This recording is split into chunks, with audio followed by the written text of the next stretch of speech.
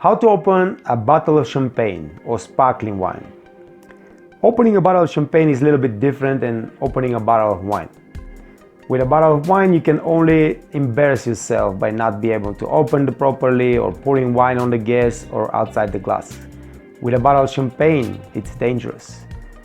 In a bottle of champagne, there are almost 6 atmosphere pressure, and once you release the cork from its metal cage, it's very dangerous that this cork can fly away and hit something on somebody and hurt a guest or coworker. So you have to be careful. Other than that, everything is nice and easy.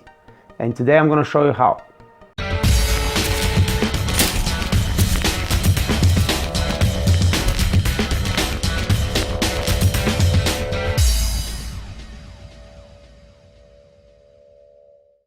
So guys, the first thing to do is take off the foil. Like you see here, there's this small thing, this length, and usually once you start pulling it, it will cut the foil and you just remove it. It's very possible that this is not so strong and it's get cuts and stuff like that. So then you just pull your waiter knife and cut the foil and remove it. Don't get stressed if this happens. It's normal, it happens all the time. So yes, use the fabricated length, but if it breaks, if something happens, just pull your knife, cut the foil like I cut the foil for the wine, and just remove it. It's completely normal. So let's start. Now, if the guests sit here, you present the bottle, you tell them what it is, what year it is, what kind of champagne it is, and then you start removing the foil. This one works pretty good, so I'm pretty happy for the demonstration. Very easy. You take this, put it in your pocket. The next thing is we take this away and put it in your pocket. Now, you see the metal cage. This is what keeps this cork inside a bottle. The moment you take it, the pressure inside could be so high that will blast the cork out. Even if you hold it like that, it's gonna hit the ceiling and come back and hit somebody in the head or somebody in the eye or something like that. That's why it's very, very important that once you start removing the metal cage, you hold the bottle like that, your finger really hard here. You never move your hand from the cork no more, from the cage. So, some people, to ensure that safety is taken care, can do it with a napkin, like that.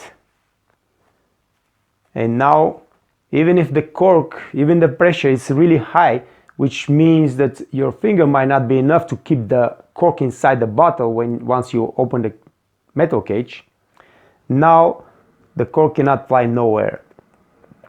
I don't use it.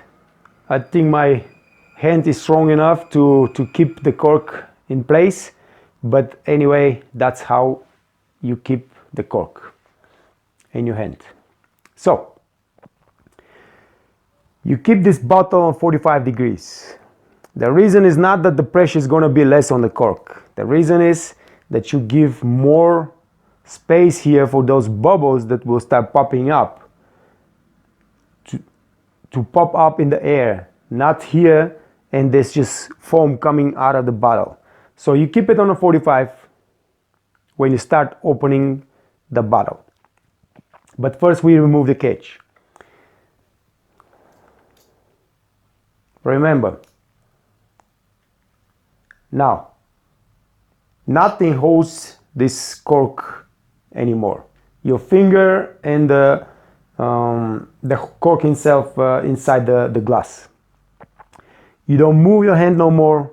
You hit the bottle on 45 degrees, not to the guest, not to other guests.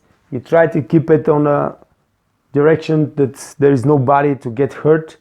And the next thing you do, you hold this cork with the left hand, mostly with your pointer finger. Grab the bottle from the bottom with your right hand. You don't squeeze your left hand. You squeeze only your right hand. You turn only your right hand left and right. So what you do basically is that and that. Just left and right. I can feel right now, you don't have to pull the cork out. Once you start moving the bottle, the pressure inside is so strong that right now if I release this cork, it's gonna explode. If I leave my hand from the cork, the pressure is gonna blow up the cork and it's gonna hit the ceiling. So what you do is you have to push back. And you hear this, you hold the cork, you're pushing back the cork against the bottle until this pressure is released slowly. If you don't push back and the cork just goes out, the bubbles will build up and start pouring out of the bottle. So this bottle is not cold. I just bought it from the shop. The pressure inside, the bubbles inside were strong, and if I don't keep my hand and push the cork back into the bottle, this would have been a disaster in a restaurant because the cork would have fly away and hit something or somebody. Now, the bottle is open. You just have to pour for the guests to test the wine. I'm not gonna pour because I'm not gonna drink it now. They will test the champagne or the sparkling wine, and then you pour the glasses and everything is fine. Of course, this bottle has to be put in ice and keep it cold.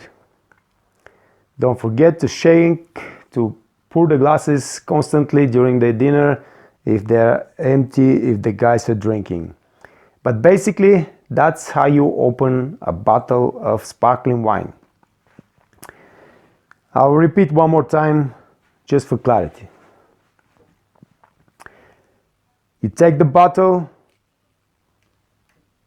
you put your hand like that, and you start releasing the cork. Make sure that you are really pressing, because if the bottle is being mishandled, this finger is going to take a lot of stress because the cork will want to pop up like this one did.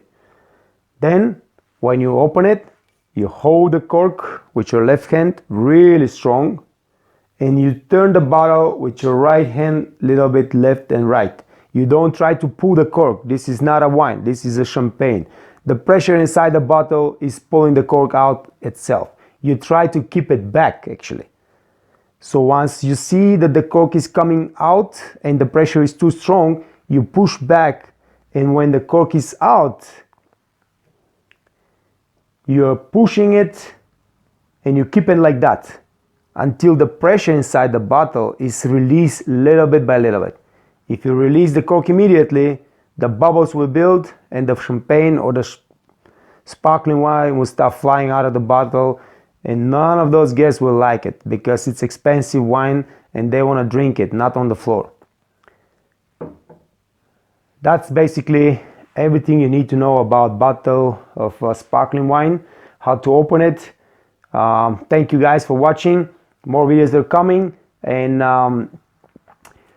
if you're new to the channel, don't forget to subscribe. This is a free training. You can go to the website of thewaitressacademy.com.